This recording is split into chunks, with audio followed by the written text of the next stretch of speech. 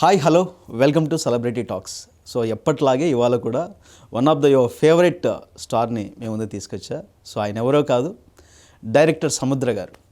ఆయన పేరు మాత్రమే సముద్ర అనుకుంటే పొరపాటు. ఆయన తీసే సినిమాల్లో ఫ్యామిలీ విలువలు కానీ, ఎమోషన్స్ కానీ, బంధాలు కానీ, ఏదైనా ఒక విషయాన్ని చెప్పాలంటే దాన్ని ఎంత డెప్త్గా చెప్తారంటే అలా చెప్పడంలో ఆయన సినిమాలో ఉన్నటువంటి వాల్యూస్ సముద్రం అంత లోతుగా ఉంటాయి.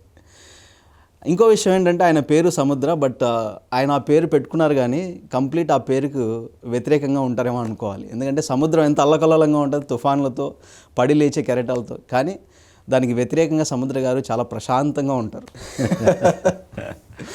Sir welcome sir. Thank you sir. So చాలా హ్యాపీగా ఉంది, చాలా ఎక్సైటెడ్గా ఉన్నాం మిమ్మల్ని ఇంటర్వ్యూ చేయడం. అయ్యో థ్యాంక్ యూ సార్. ఎందుకంటే 2001లో అనుకుంటా కదా సార్ సింహరాశి ఫస్ట్ సినిమా. అవునండి, బ్లాక్ బస్టర్ హిట్. 25 years అయింది దాదాపు ఆ సినిమా పాటలు రిలీజ్ అయినప్పటి నుంచి సినిమా ఎంత హిట్ అయిందో పాటలు కూడా ఒక 4-5 years ఎక్కడ చూసినా అవే వినిపిస్తాయి సార్. ఇప్పటికీ వాటిని, ఆ పాటల్ని ప్రేమించే వ్యక్తులు ఎంతమంది ఉన్నారంటే ఇప్పటికీ వింటూ ఉంటారు, అక్కడక్కడ వినిపిస్తూనే ఉంటాయి. రీల్స్లో బాగా వాడుతూ ఉంటాం. అవును సార్. సో అంత అద్భుతమైన సినిమా ఇచ్చారు. ఆ తర్వాత శివరామరాజు కానీ, అవును, తర్వాత ఎవడైతే నాకేంటి, మళ్ళీ రాజశేఖర్ గారికి రెండో సూపర్ డూపర్ హిట్ ఇచ్చారు. అవునండి. తర్వాత పంచాక్షరి. సో ఇలా ఎన్నో అద్భుతమైన సినిమాలు 2015 వరకు నాన్ స్టాప్గా చేసుకుంటూ వచ్చారు. తర్వాత చిన్న గ్యాప్ ఇచ్చారు. అవును. సో సార్ ఇవాళ మాట్లాడదాం అన్ని విషయాలు. Thank you sir. ఫస్ట్ సింహరాశి సినిమా కంటే ముందు సముద్ర గారు, సింహరాశి సినిమా తర్వాత సముద్ర గారి గురించి 2 మాటలు. సింహరాశి ముందు ఏంటంటే నేను 89లో ఇండస్ట్రీ ఎంటర్ అయ్యానండి.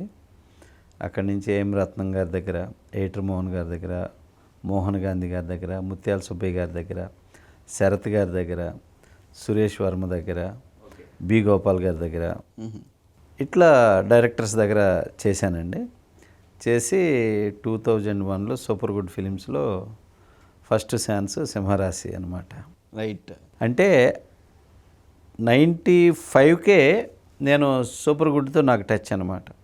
సూపర్ గుడ్లో ఆర్బి చౌదరి గారిని కలవటం, చౌదరి గారిని కలిసి కథలు చెప్తాను సార్ అని చెప్పేసి చెప్పటం, వాకాడ అప్పారావు గారు సపోర్ట్ చేయటం, అట్లాగా నాకు ఫస్ట్ సినిమాకి వాళ్ళిద్దరి ద్వారాగా ఫస్ట్ అవకాశం వచ్చింది. ఓకే. తర్వాత ఇక రాజశేఖర్కి ఫస్ట్ కథ చెప్పమని చెప్పి ఆర్బి చౌదరి గారు నన్ను చెన్నై నుంచి ఆర్ఎఫ్సికి పంపించారు. అప్పుడు ఓకే పంపిస్తే అప్పుడు వచ్చేసి ఆర్ఎఫ్సిలో మెకానిక్ మామయ్య అని ఏదో జరుగుతుంది రాజశేఖర్ది. అప్పుడు కలిసి ఆయనకి కథ చెప్పటం, అప్పుడు రాజశేఖర్ గారు మంచి షార్ప్ ఉంది సముద్ర దగ్గర, సముద్రాన్ని మనం ఎంకరేజ్ చేద్దాం అనుకొని అలాగా అనుకొని 6 సంవత్సరాలు ప్రయాణం చేస్తా ఉండగా నాకు అప్పుడు ఛాన్స్ వచ్చిందనమాట.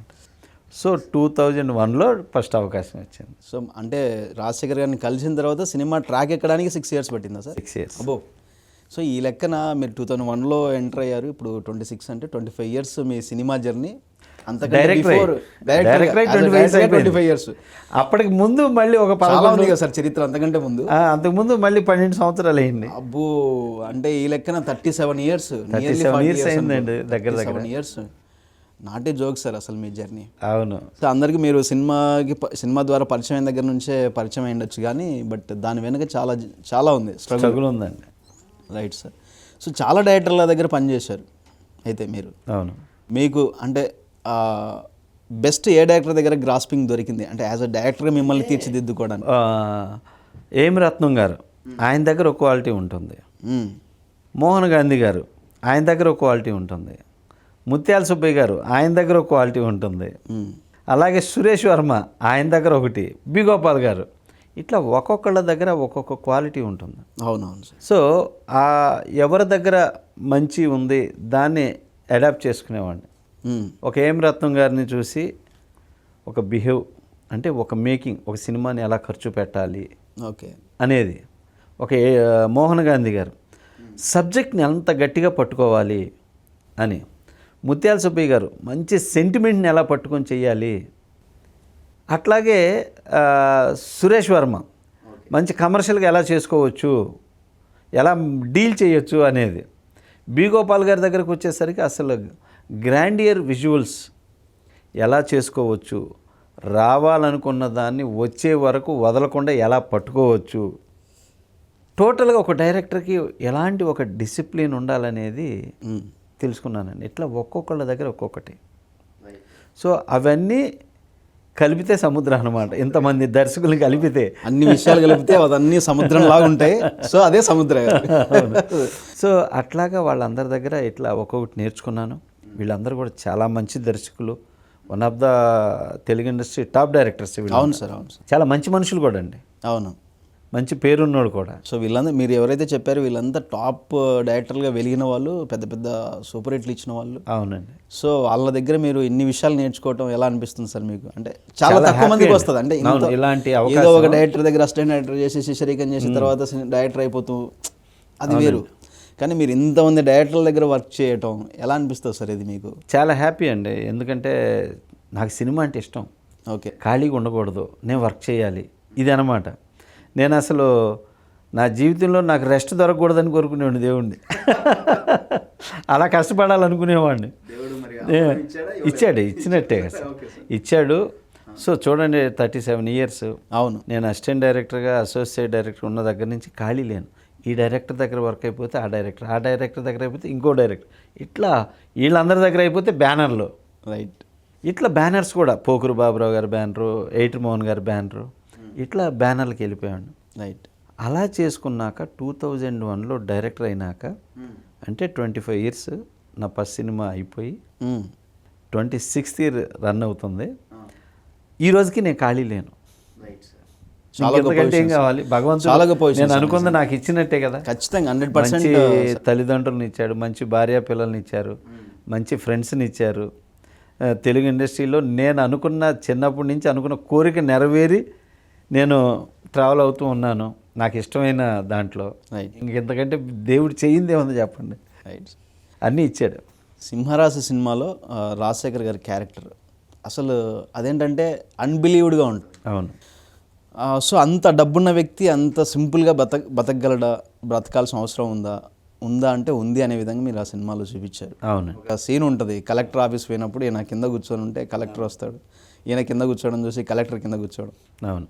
మీరు ఇంత ఉండి కింద కూర్చోవడానికి కారణం ఏంటి అని అడిగినప్పుడు ఒక డైలాగ్ ఉంటుంది సార్, అది పరుచూరి గోపాలకృష్ణ గారు అనుకుంటా, పరుచూరి బ్రదర్స్ రాశారనుకుంటే డైలాగ్. అద్భుతమైన డైలాగ్ సార్. అవునండి. అది ఇవి కుర్చీలు సోఫాలు శాశ్వతం కాదు, ఎలాంటి వాడైనా సరే తారతమ్యాలు లేకుండా భేదాలు లేకుండా మోసేది ఎప్పటికైనా భూదేవి అని ఒక డైలాగ్. అవునండి. ఎలా సార్ అవన్నీ ఎలా మీరు వాళ్ళతో రాయించుకోగలిగారు ఆ రోజుల్లో? వాస్తవంగా ఏంటంటే ఇది మాతృక తమిళ్ అండి. పాండ్యన్ అనే అతను చేశాడు ఈ సినిమా అక్కడ. ఓకే. చేసిన దాంట్లో ఏంటంటే నేను చాలా బెటర్మెంట్ చేసుకొచ్చాను సినిమాని. చాలా బెటర్మెంట్స్ డైలాగ్స్లో కానీ, విజువల్స్లో కానీ, సాంగ్స్లో కానీ, ఫైట్స్లో కానీ, క్యారెక్టరైజేషన్లో కానీ చాలా బెటర్మెంట్ చేసుకొచ్చా. ఓకే. సో అయితే ఏంటంటే ప్రతి సీన్ని లవ్ చేసి ఇక్కడేం చెప్పాలని చేసుకుంటూ వస్తే ఆ సినిమాలో ఉన్నటువంటి గొప్ప ఫిలాసఫీ ఏంటంటే, నా జీవితంలో కూడా one of the best film, number 1 film అది. నెక్స్ట్ అడుగుదాం అనుకున్నా సార్ మధ్యలో ఈ క్వశ్చన్ కూడా మీరు ముందే ఆన్సర్ ఇచ్చేశారు. అయితే ఎందుకంటే ఒక గొప్ప ఫిలాసఫీ ఉంది ఆ సినిమా. Yes sir. అవును. ఆ సినిమా చూసిన ప్రతి వాళ్ళు అమ్మని ఎంత గొప్పగా ప్రేమించాలి, పూజించాలి అనుకుంటారు. ఆ రెస్పెక్ట్ ఒకటి. ప్రతి మనిషి పుట్టినప్పుడు ఒకడే వస్తాడు, చనిపోయేటప్పుడు ఒకడే పోతాడు, ఈ రిలేషన్. బట్ ఈ ఒక మనిషిని కలుపుకునేది, పెంచేది భూదేవి, అంటే మట్టి. అవును. ఆ భూదేవిలో కలిసిపోయే మనం, అది శాశ్వతమైంది. ఇవేవి ఈ కుర్చీలు, ఈ టేబుళ్ళు, ఈ సోఫాలు ఇవేవి శాశ్వతం కాదు. సో నా తల్లి ఈ భూదేవి, నా తల్లి ఒళ్ళో నేను కూర్చోవటం నాకు అంత ఇష్టం అనే ఒక గ్రేట్ రెస్పెక్ట్ తోటి ఆ నేల మీద కూర్చుంటాడనమాట. దానికి ఎక్కడా మొహమాట పడ్డు. అందుకే కలెక్టర్ కూడా వచ్చి చూసి, మీరు ఎంత ధనవంతులు, ఎంత గొప్పవాళ్ళు అయింది, నేల మీద కూర్చుంటారేంటి సార్ అంటే, ఇవేవి శాశ్వతం కాదు కలెక్టర్ గారు, శాశ్వతమైంది భూదేవి. సో నాకు అది ఇష్టం, పర్లేదు మీరు పైన కూర్చొని మాట్లాడండి అని ఆ క్యారెక్టరు, ఆ డిజైను, ఆ ఫిలాసఫీ అద్భుతంగా లైక్ చేశారండి జనం. అవును సార్. అవును సార్. అసలు అంత అద్భుతంగా లైక్ చేశారు ఆ సినిమాలో. అవును. అలాంటివి చాలా ఉన్నాయి అన్నమాట ఆ క్యారెక్టర్లో. అవును సార్. సరే, ఇప్పుడు అంటే నిత్యం పరుగులాట అయిపోయింది జీవితం, డబ్బు కోసం కావచ్చు, ఎదగాలనే ఇది దాంట్లో కావచ్చు. సో అలాంటి సినిమా ఈ రోజుల్లో వస్తే సింహరాశి సినిమా ఎలాంటి రిజల్ట్ ఉండొచ్చు అంటారు? సేమ్ ఉంటుంది సార్, డెఫినెట్గా సేమ్ రిజల్టే. బట్ ఏంటంటే తీసేవాళ్ళు లేక దానికోసం ఎక్స్పెక్ట్ చేయట్లేదు, ఎందుకు వాళ్ళకి తెలియదు కాబట్టి. వచ్చింది చూడటం తెలుసు పబ్లిక్కి. అవును. సో ఎందుకు రీసెంట్గా బలగం సినిమా చూశారు కండి, అద్భుతంగా. అవును, బలగం సినిమా చూశారుగా, రేర్ ఫిలిం. ఇప్పుడు అంతా యాక్షను కల్టు ఇవి జరుగుతూ ఉన్నాయి. సో ఇటువంటి టైములో అలాంటి సినిమా వస్తే ఒక ఎడారిలో ఓఎస్ఎస్ లాగా అన్నమాట. కరెక్టే సార్, నిజంగా. సినిమా చూస్తారండి, ప్రజెంట్గా చూస్తారు, తప్పకుండా ఆదరిస్తారు. ప్రతి మనిషికి మనిషి అనేవాడు బ్రతికున్నంత కాలం మంచిని ఇష్టపడతాడు, డిసిప్లిన్ ఇష్టపడతాడు, ఈ పంచభూతాలను ఇష్టపడతాడు, తల్లిదండ్రులను ఇష్టపడతాడు, సొసైటీని ఇష్టపడతాడు. సో తనకున్న కష్టాలతోటో తనకున్న ప్రాబ్లమ్స్తోటో కాలంతో పాటు సర్వైవల్ కోసం పరిగెత్తున్నా. కానీ తను మంచిని ఎప్పుడు తీసుకుంటారండి. అలాగే చెడును ఎక్కువ తీసుకుంటారు, కానీ కరెక్ట్గా మంచి అనేది హార్ట్ టచ్ అయ్యే విధంగా చెబితే అది సార్ ఎప్పుడూ తీసుకుంటారు సార్. అటువంటిది మళ్ళీ నేను సింహరాజు తర్వాత శివరామరాజు చేశానండి. అవును సార్. దాన్ని కూడా అద్భుతంగా రిసీవ్ చేసుకున్నారు. ఆ సినిమా చూసి విడిపోయిన ఫ్యామిలీ కలిసింది, 50 మంది, కరీంనగర్ వాళ్ళది. Okay sir. వాళ్ళు విడిపోయి 10 సంవత్సరాలు అయింది. ఆ సినిమా ఒక అతను చూసి, మేము ఎందుకు ఇలా విడిపోయి బతుకుతున్నాం, ఇలా ఎందుకు బతకలేము అని ఆ కుర్రాడు వెళ్ళి ఏడుస్తూ అందరిని కలిసి వాళ్ళందరిని తీసుకెళ్ళి సినిమా చూపించి, వాళ్ళందరూ మా దగ్గరకు వచ్చి మీ సినిమా మమ్మల్ని కలిపిందండి అని నన్ను హరికృష్ణ గారిని సూపర్ గుడ్లో కలిసి మాతో ఫోటో దిగి వెళ్ళారు వాళ్ళు. Super sir. సో టచ్ చేస్తే సినిమా అంత ఇన్స్పైర్ చేస్తుందండి.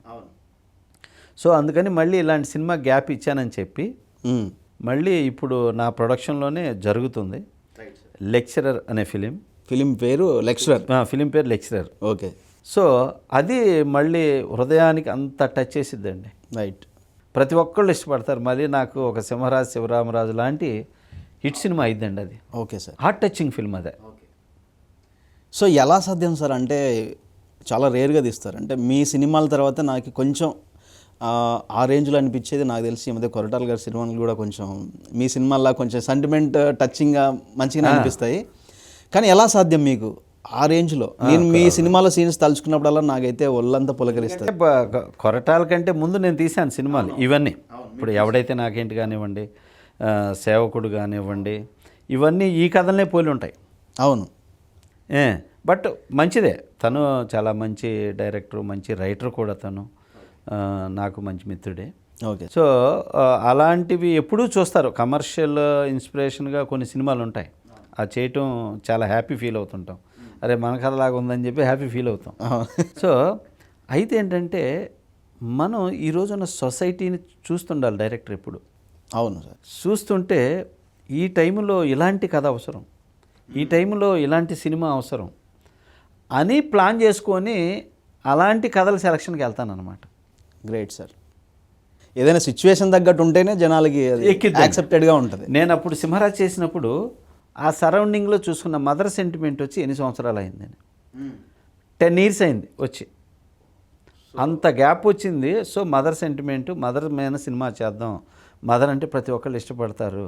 సో నా ఫస్ట్ సినిమా మదర్ మీదే, నాకు అమ్మ అంటే ఇష్టం, అమ్మవారు అంటే ఇష్టం, కాబట్టి ఇది వదిలితే నాకు హిట్ దొరుకుద్ది అని నమ్మి తీసిన సినిమా సింహరాజ్. రైట్. అట్లా సెలెక్ట్ చేసుకుంటూ తర్వాత ఇలా చేశాను. మళ్ళీ నేను ఎథిక్స్తో కూడిన సినిమా తీయాలి, ఒక అన్నదమ్ములు, అక్క చెల్లెళ్ళు, ఒక ఫ్యామిలీ అంటే ఏంటి చెప్పాలని శివరామరాజు చేశాను.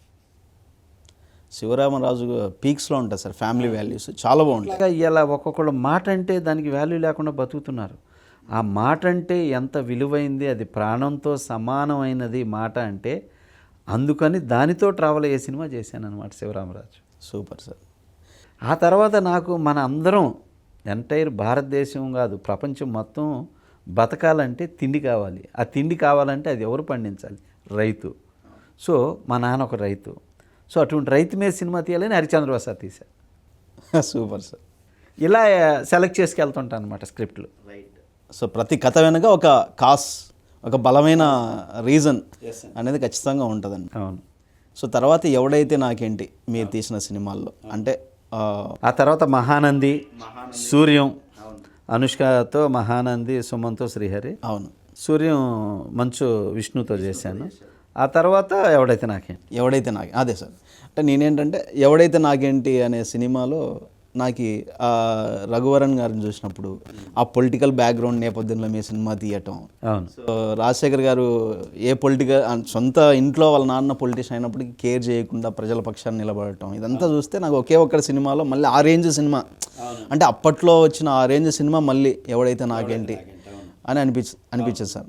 ఆ సినిమాకి మీకు వచ్చిన కాంప్లిమెంట్ సార్. ఆ సినిమా ఏంటంటే అండి, రాజశేఖర్ సింహరాశి తర్వాత మేము సినిమాలు చేద్దాం అనుకొని కథలు వింటుంటే నాకు అసలు నచ్చట్లా.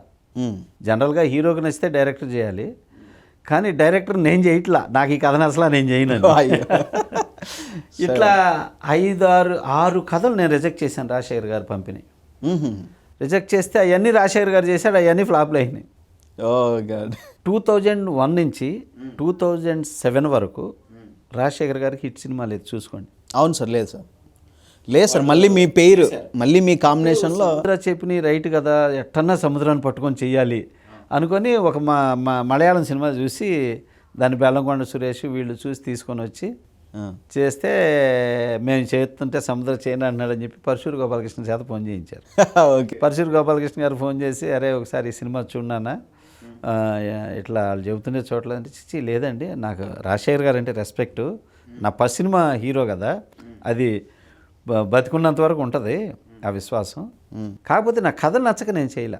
ఆయన ఏమో ఏదో యుగో అనుకొని ఆయన అనుకుంటున్నాడు, అలాంటిది ఏం లేదు నాకు అంటే. మా ఆవిడ కూడా అడిగితే నాకు యుగో లేదు కదా, నా కథ నచ్చల, రాజశేఖర్ గారిని ఎలా ప్రజెంట్ చేస్తే జనాలు చూస్తారు నాకు తెలుసు అది అని చెప్పేవాడిని.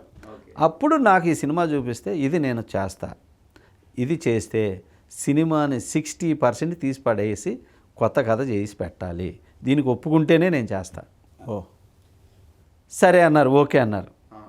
ఏమేమి సినిమాలు ఏమేమి కథలు దానిలో కలిపి చేయాలని అన్నీ చెప్పాయి, అన్నీ వాళ్ళకి నచ్చినాయి, అన్నీ కలిపి చేసి సినిమా తీస్తుంటే రఘువరన్ గారు చేస్తున్నాడు, రాజశేఖర్ కూడా ఆ మధ్యలో సినిమాలన్నీ పిచ్చి పిచ్చిగా ఉంటాయి విగ్గులు. ఓకే. ఒక సినిమాలో ఓకే.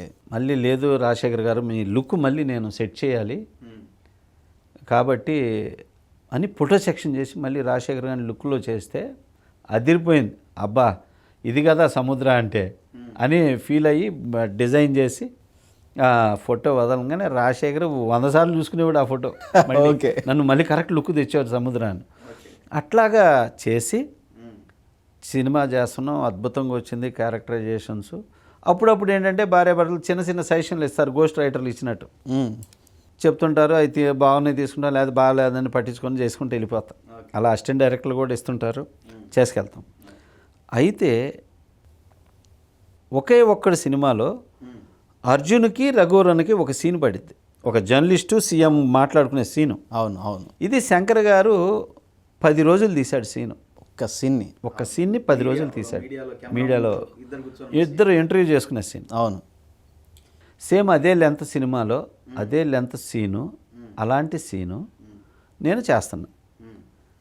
ఇటు రఘువరన్, ఇటు రాజశేఖర్ కొడుకు, ఇటు తండ్రి, ఈ మధ్యలో మళ్ళీ అదర్ పొలిటీషియన్ ఉంటాడు. రఘువరన్ గారికి సీన్ చెప్పాం, ఇది ఎన్ని రోజులు ప్లాన్ చేశారు అన్నాడు. 1 డేనే 9 to 9. What is this, how? Okay. 10 రోజులు చేసే సీన్ 1 డే ఎలా చేస్తారు మీరు? వాట్ ఈస్ దిస్ డైరెక్టర్ గారు అంట రఘువరన్ గారు. ఓకే. నా మీద ఆల్రెడీ ఎక్స్పీరియన్స్ చేశారు కాబట్టి. అంటే 10 రోజులు అయింది, 10 రోజులు చేస్తారని మీరు ఎలా అంటున్నారు సార్ అన్న. లేదు, నేను ఒకే ఒక్కటి సినిమా చేశాను, దానిలో చేశాను కదా, ఇన్ని చూడు, ఎన్ని కాపీ, ఎన్ని పేపర్లో, సేమ్ లెంత్. శంకర్ గారు 10 రోజులు తీశారు, 1 డే ఎలా సార్ డైరెక్టర్ గారు అంటే. సార్ ఆయన మేకింగ్ వేరు, ఆయన తీసే పద్ధతి వేరు, మీరు రిలాక్స్ అయ్యి చేసేది వేరు. మార్నింగ్ 9 to నైట్ 9కి నేను ఈ సీన్ ఫినిష్ చేస్తా, మీరు ఏం చేస్తారన్న. నెవర్, నువ్వు చేయలేవు. నేను చేస్తా. ఓకే అన్న, నువ్వు చేయలేవు, చేస్తే నువ్వు నా గురువి, నీ కాళ్ళకి దండం పెడతా అన్నాడు. అయ్య బాబోయ్, అంత పెద్ద మాట అన్నాడు. సరే గురుజీ అని. పెద్దవాళ్ళు నేను ఎప్పుడు ఏకవచనంతో పిలవను, గురూజీ అంటాను. Okay sir. గురువుగారు అంటాను పెద్దవాళ్ళందరూ. అక్కడ రఘువరన్ కానీ రాజశేఖర్ గారిని వీళ్ళందరినీ నేను అట్లా సంబోధిస్తాను. సీన్ చేస్తే సార్ కొడతా ఉంటే పట్ట పట్ట పట్ట పట్ట సీన్లు తీస్తుంటే రఘువరన్కి మైండ్ పోతుంది. ఏం తీస్తున్నాడు, ఏంటి మేకింగ్, మళ్ళీ ఎక్కడ రాజీ పట్ల షార్ట్ కంపోజింగ్ అని ఇవన్నీ ఓకే. ఇట్లా చేసుకెళ్ళి తీసేసరికి 9కి ఫినిష్ చేశానండి. వచ్చి చేతులు ఎత్తి దండం పెట్టి, you are not ordinary person, you are great director. Shankar 10 రోజులు చేసిన సీన్ నువ్వు ఒక్క రోజులో తీసావు, యు ఆర్ మై గురు అని నా కాళ్ళకు దండం పెట్టాడండి.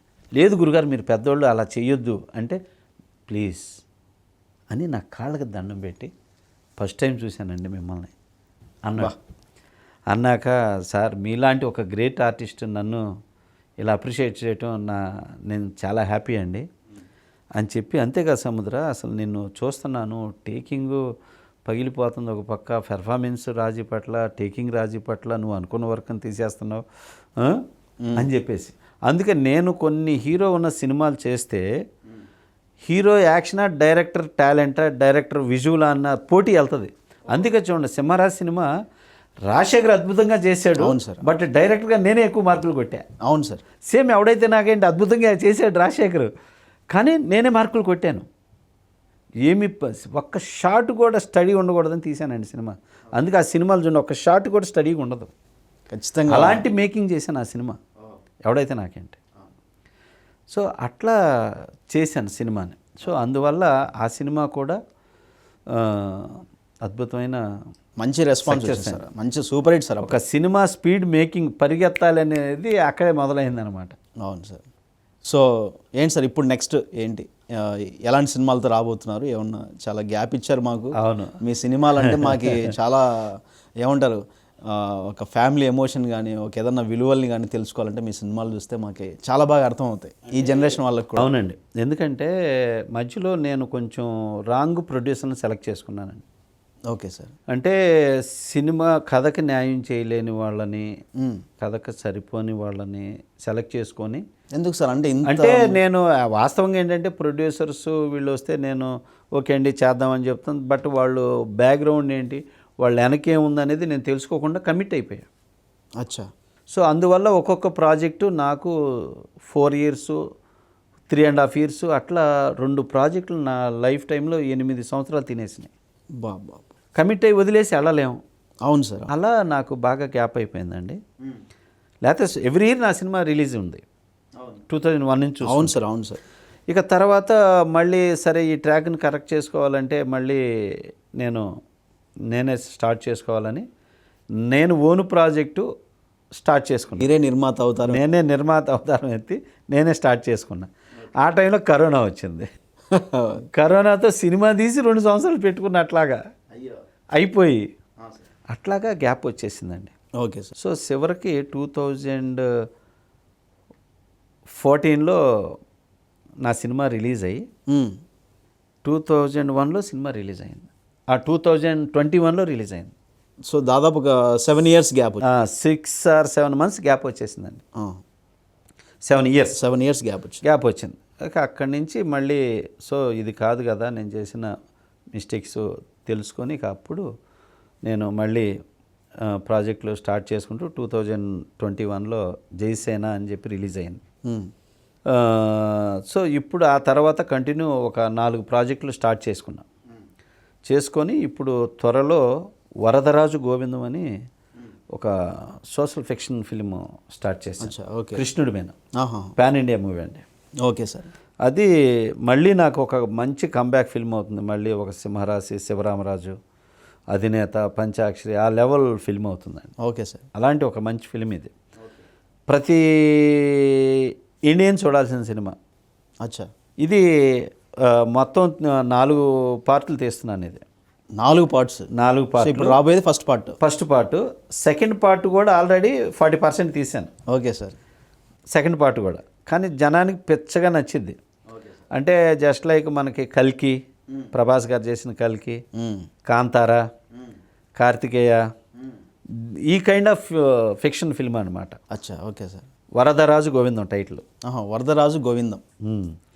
సో ఇదొకటి పూర్తి త్వరలో రిలీజ్ రెడీ అవుతుంది. First part ready final copy ready అవుతుంది.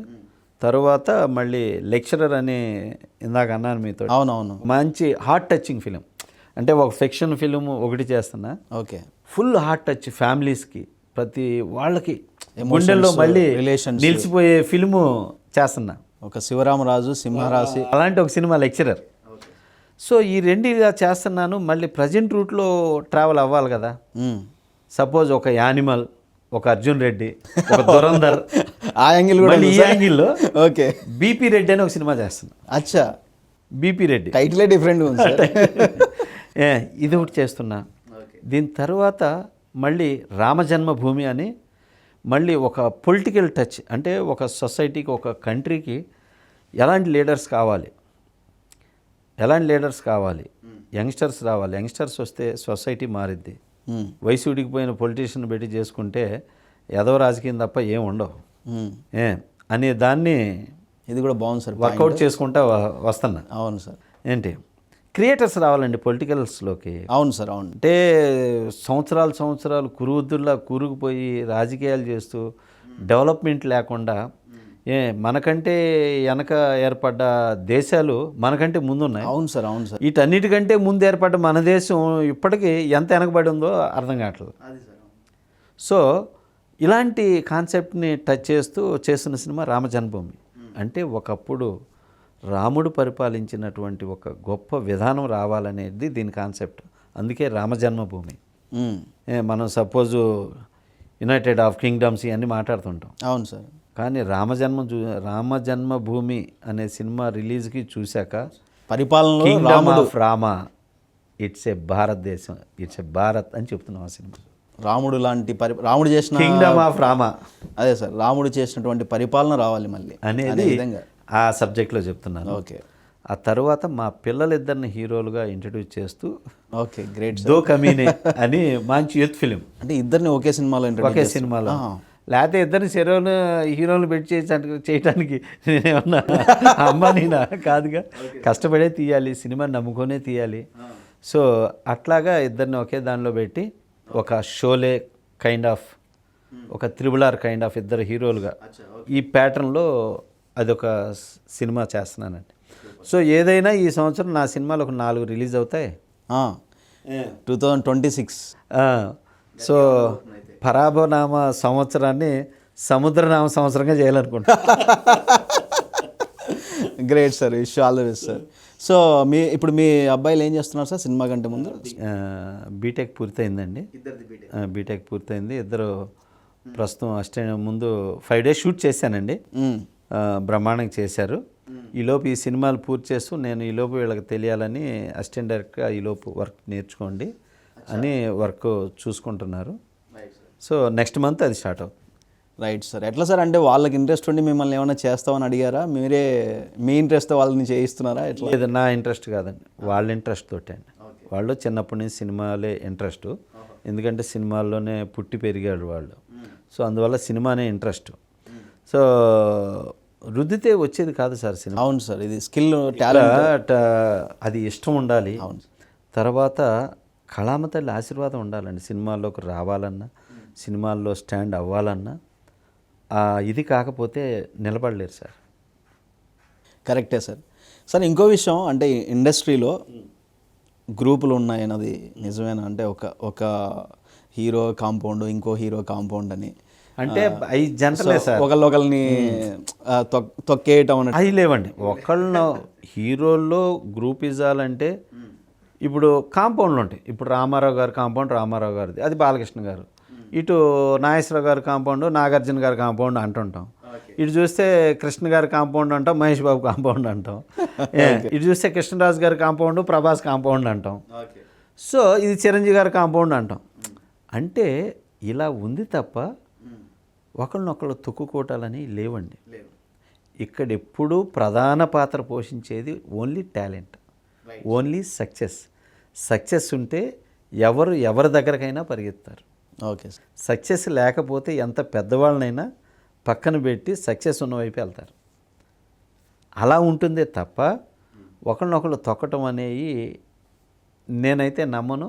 అది నిజం కాదంటానే. Right sir. ఎందుకంటే టాలెంట్ ఎవరి సొత్తు కాదు సార్. ఒక సక్సెస్ అనేది ఒక సూర్యుడు. ఆ సూర్యుడిని అరచే అడ్డం పెట్టి ఎవడు ఆపలేడు. ఆపలేదు. సక్సెస్ అనేది అటువంటిది. సో అందువల్ల ఏంటంటే ఎవరిని తొక్కలేరు. పైగా ఏంటంటే అందరూ మంచి హీరోలు సార్, మనకున్న హీరోలు ఓకే సార్. చాలా మంచి హీరోలు, చాలా హెల్పింగ్ నేచర్ ఉన్నోళ్ళు.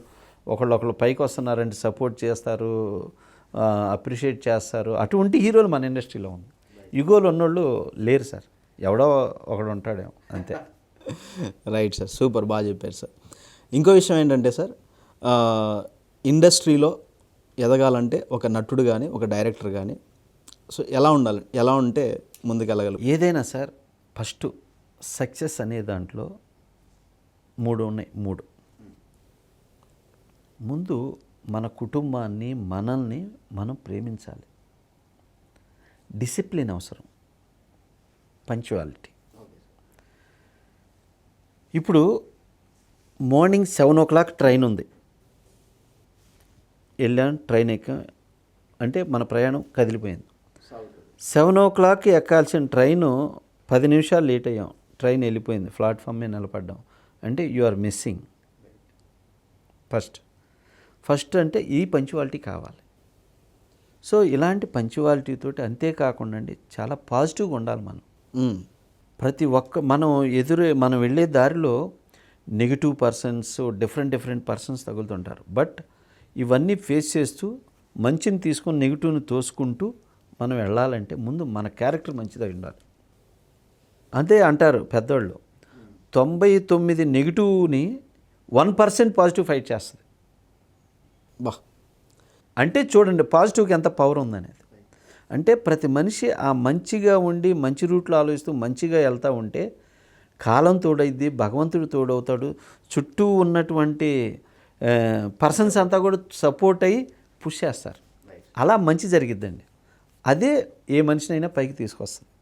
ఈ రోజున్న ఇండస్ట్రీలో హీరోలు తీసుకున్నా, డైరెక్టర్లు తీసుకున్నా ఒకప్పుడు సామాన్య కుటుంబాలండి వీళ్ళందరికీ కూడా. కరెక్టే సార్. వన్స్ అప్ అనే టైం వీళ్ళందరూ కూడా సామాన్య కుటుంబాలే. సో ఇవాళ ఎందుకు పెద్దోళ్ళు అయ్యారు?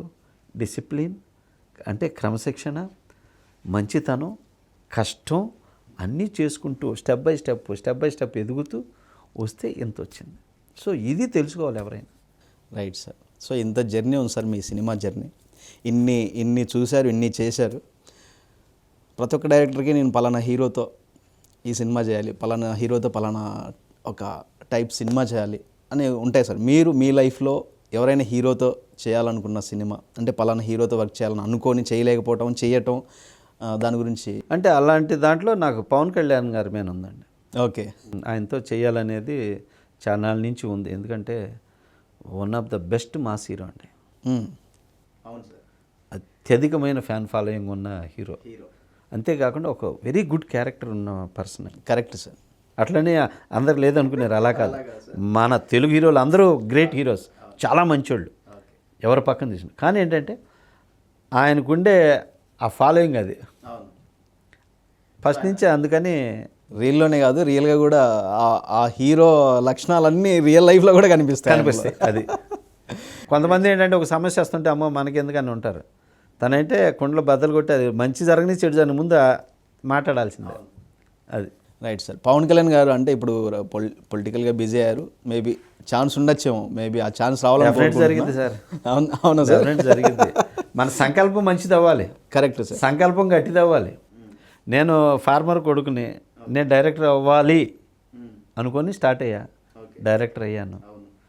మంచి లైఫ్ అన్నీ వచ్చి టాప్ డైరెక్టర్గా ఎదిగారు. పవన్ కళ్యాణ్ గారితో చేస్తాను అంటున్నా, అది జరిగి తీరిద్ది.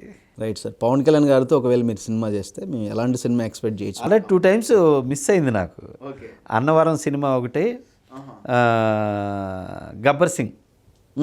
అప్పుడు రీమేక్ టైంలో పవన్ కళ్యాణ్ గారే అందరూ. గబ్బర్ సింగ్ కూడా మీ వరకు వచ్చి అంటే 3 డైరెక్టర్లు అనుకున్నాడు అప్పుడు. హరీష్ శంకర్ని, నన్ను, ఇంకో డైరెక్టర్ని. నాకు ఎవరో కాదు, ఇది అంది స్వయంగా పవన్ కళ్యాణ్ గారు అండ్ గణేష్ అంది. అచ్చా, పవన్ కళ్యాణ్ గారే చెప్పారు. సో ఇట్లా 3 అనుకున్నామండి. ఆయన అప్పుడు షూటింగ్ టైంలో ఒకసారి కలిసాం. బాగున్నారా? అప్పుడు మిమ్మల్ని అనుకున్నామండి. అదే షూటింగ్ బిఫోర్ అనమాట. ఓకే, మీకు కూడా తెలియదు అప్పటి వరకు, ఆయన చెప్పే వరకు. ఓకే, మిమ్మల్ని అనుకున్నాం సముద్ర గారు, థ్యాంక్ యూ సార్ అని చెప్పేసి. అట్లాగా తర్వాత అన్నవరం టైంలో కూడా అప్పుడు భీమనేని శ్రీనివాస్ గారికి మాట ఇచ్చున్నారు, సుస్వాగతం చేశారు అన్నయ్య భీమనేని శ్రీనివాస్. సో ఆయన అప్లికేషన్ ఉంది, అది చేద్దాం, సముద్రం ఉంది ఇప్పుడు వస్తున్నాడు కదా, తర్వాత ఆయన చేద్దాం సముద్రతోటి అని చెప్పి. సూపర్ గుడ్ బ్యానర్లు అది. అలాగనమాట జరిగింది.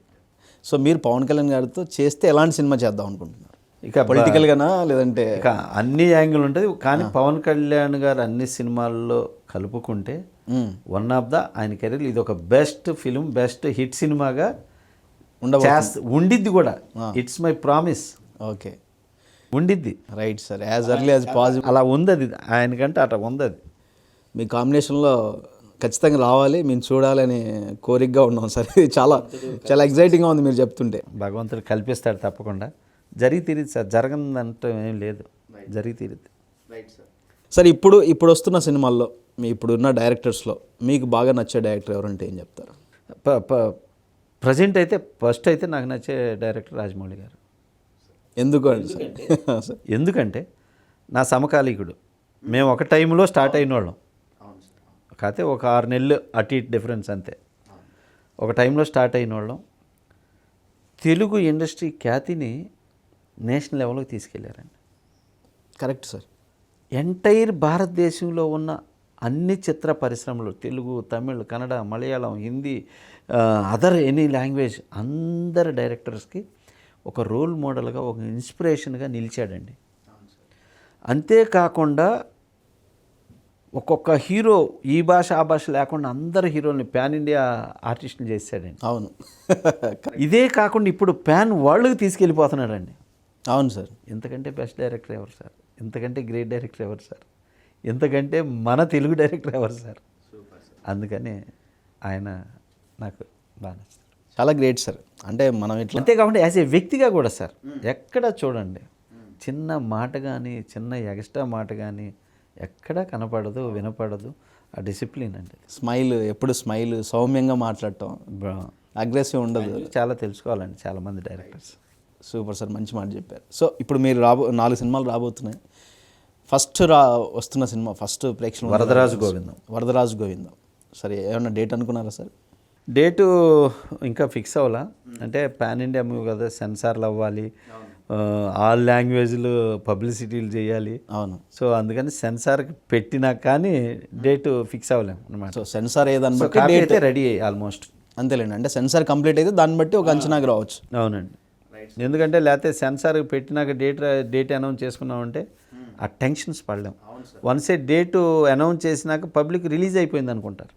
ఇలా ఇంతకుముందు నాకు మిస్టేక్లు జరిగింది, ఈ అనుభవం ఉంది, అందుకని డేట్ ఇట్లా. Right sir. Anyway sir, wish all the best. చాలా రోజుల తర్వాత మళ్ళీ వరుస సినిమాలతో మా ముందుకు రాబోతున్నారు. ప్రతి సినిమా సక్సెస్ అయ్యి ఆడియన్ని మెప్పించి ఆడియన్కి సంతోషాన్ని కలిగిస్తే మీకు కూడా మంచిగా, ఎందుకంటే నిర్మాత కూడా మీరే కాబట్టి సముద్ర గారికి సముద్రం అంత కలెక్షన్స్ తెచ్చిపెట్టాలని కోరుకుంటే ఈ సినిమాల ద్వారా. Thanks for coming sir. Valuable time మా కోసం స్పెండ్ చేసినందుకు thank you so much. Thank you sir. So చూసారు కదా, ఇది ఇవాల్టి సెలబ్రిటీ టాక్స్. మరొక షోలో మరో సెలబ్రిటీతో మళ్ళీ కలుద్దాం. Thank you.